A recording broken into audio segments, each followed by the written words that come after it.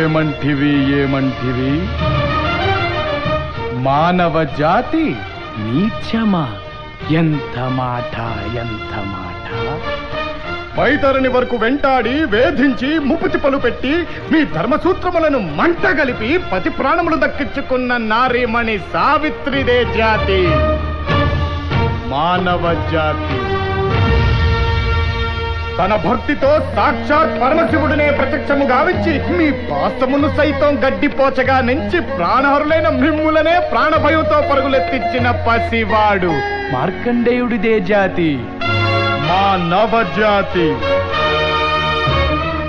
నీచమన్న మా జాతి మూలమున ఏనాడో అప్రతిష్ట మూట కట్టుకున్న మీరు నేడు